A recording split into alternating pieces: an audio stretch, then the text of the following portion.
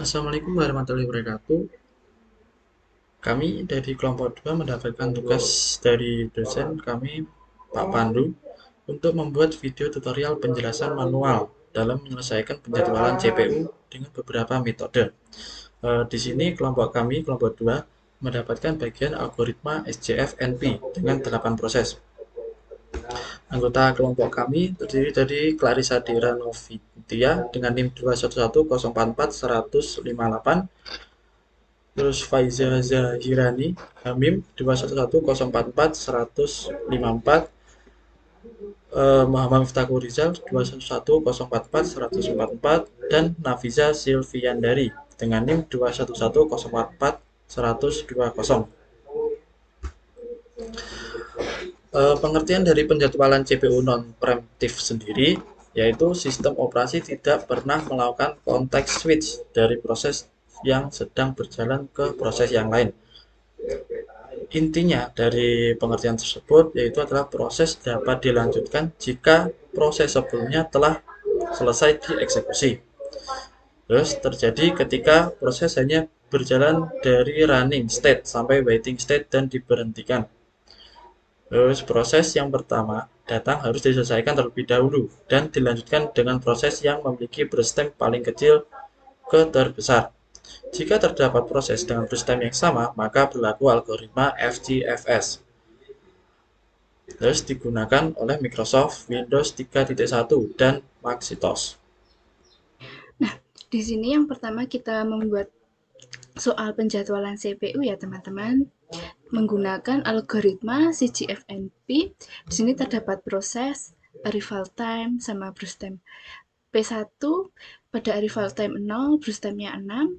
P2 arrival time-nya 2, burst time-nya 5. P3-nya arrival time-nya 3, burst time-nya 2. P4 arrival time 5, burst time-nya 1. P5 arrival time-nya 6, burst time-nya 2. P6 arrival time-nya 8, burst time-nya 8. P7 arrival time-nya 9, burst time-nya 4.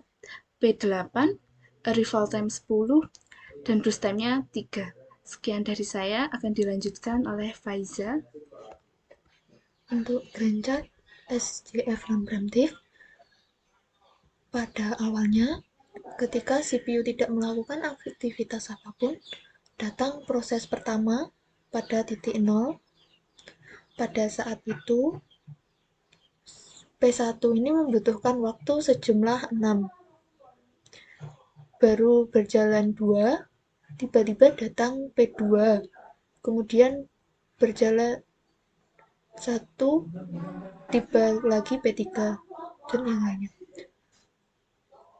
Tetapi hal ini tidak diizinkan oleh CPU karena dalam proses ini tidak diizinkan sebuah penyelaan.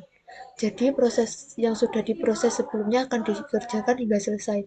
Maka P1 ini akan dijalankan hingga selesai pada titik 6. Kemudian pada titik 6 ini sudah terlihat ada P2, P3, P4, dan P5 yang sudah mengantri untuk diproses. Nah, pada saat ini CPU akan mengecek jumlah waktu tunggu dari proses tersebut. Dapat dilihat pada P4 ini memiliki waktu proses yang paling sedikit, sehingga akan dijalankan terlebih dahulu. P4 berjalan hingga titik ke-7. Pada saat ini CPU akan mengecek kembali proses yang memiliki waktu berjalan yang paling sedikit, dan ditemukan ada P3 dan P5 yang memiliki waktu proses yang sama, sehingga akan dijalankan yang datang terlebih dahulu, yaitu P3. Kemudian P3 berjalan hingga titik 9. Pada titik 9 ini CPU mengulangi prosesnya lagi untuk mengecek jumlah waktu yang paling sedikit, sehingga ditemukan P5, sehingga P5 akan berjalan hingga titik 11. Kemudian CPU mengecek kembali jumlah waktu tunggu, waktu berjalannya, dan ditemukan ada P8 yang memiliki jumlah waktu paling sedikit. Kemudian P8 akan berjalan hingga selesai pada titik 14. Kemudian CPU mengulangi kembali memilih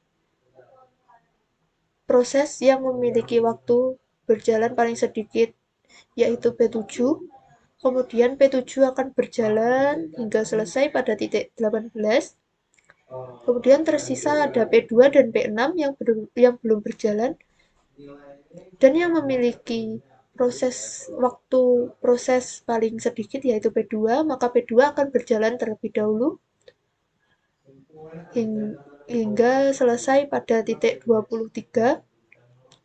Pada titik 23 ini tersisa P6 yang memiliki waktu proses 8, sehingga P6 akan berjalan hingga selesai pada titik 31. Nah, untuk yang selanjutnya adalah tentang tabel penjualan CPU dengan algoritma SGFNP. Yang di sini dari green chart yang telah dijelaskan teman saya sebelumnya akan diperoleh beberapa data yang telah kami susun menjadi sebuah tabel. Untuk yang di highlight merah ini adalah soal yang telah diketahui sebelumnya, dan untuk data-data yang didapatkan itu saya highlight dengan warna hijau di sini. Di sini yang pertama kita akan mendapatkan data start time, yaitu adalah dimulainya eksekusi program. Itu dimulai di milisecond keberapa. Kemudian ada completion time, yaitu adalah waktu selesainya program dieksekusi atau progres dieksekusi.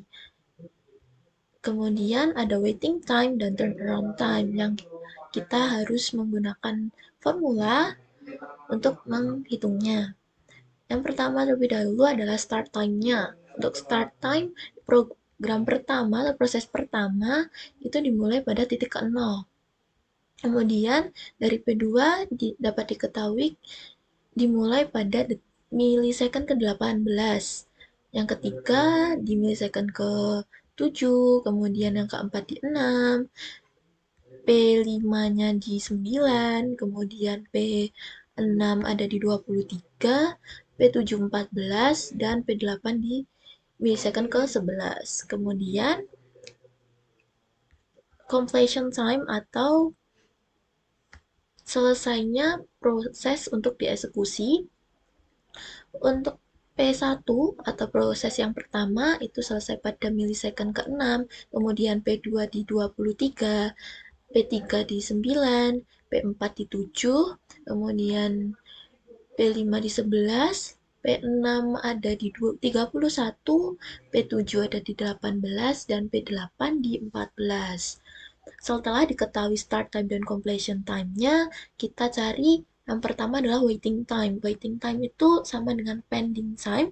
Pending di mana proses menunggu untuk dieksekusi, itu kita dapat formula atau kita menggunakan rumus, yaitu start time dikurangi dengan arrival time atau kedatangan proses. Yang pertama ada start time, di sini proses pertama ada 0 dikurangi 0, hasilnya 0. Kemudian 18 dikurangi 2, hasilnya 16. 7 dikurangi 3, hasilnya 4. 6 dikurangi 1, hasilnya 1. 9 dikurangi 6, hasilnya 3. 23 dikurangi 18, hasilnya 15. 14 dikurangi 9, hasilnya 5. Dan 11 dikurangi 10, hasilnya 1. Untuk mencari turnaround time atau istilah lainnya adalah jumlah waktu yang dibutuhkan proses untuk dari awal kedatangan sampai selesainya proses dieksekusi.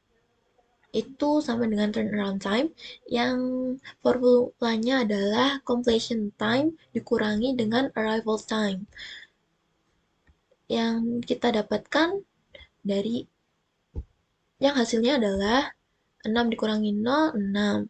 23 dikurangi 2, 21. 9 dikurangi 3, 6. 7 dikurangi 5, 2. 11 dikurangi 6, 5. 31 dikurangi 8, 23. 18 dikurangi 9, 9. Dan 14 dikurangi 10, hasilnya 4. Setelah waiting time dan turnaround time-nya diketahui, kita akan cari average time atau rata-rata dari waiting time dan turnaround time-nya.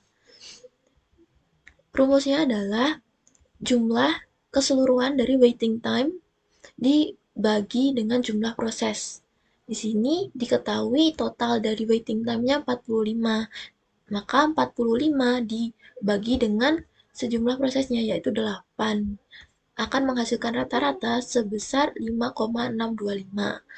Kemudian untuk turnaround time-nya diketahui totalnya adalah 76. Kemudian dibagi dengan jumlah prosesnya yaitu 8. Akan menghasilkan average time atau rata-rata dari turnaround time-nya adalah 9,5. Baiklah, itu tadi adalah presentasi kami mengenai penjadwalan CPU dengan algoritma SGFNP. Apabila ada salah kata ataupun kurang jelas dalam penjelasan atau presentasi kali ini, kami mohon maaf. Wassalamualaikum warahmatullahi wabarakatuh.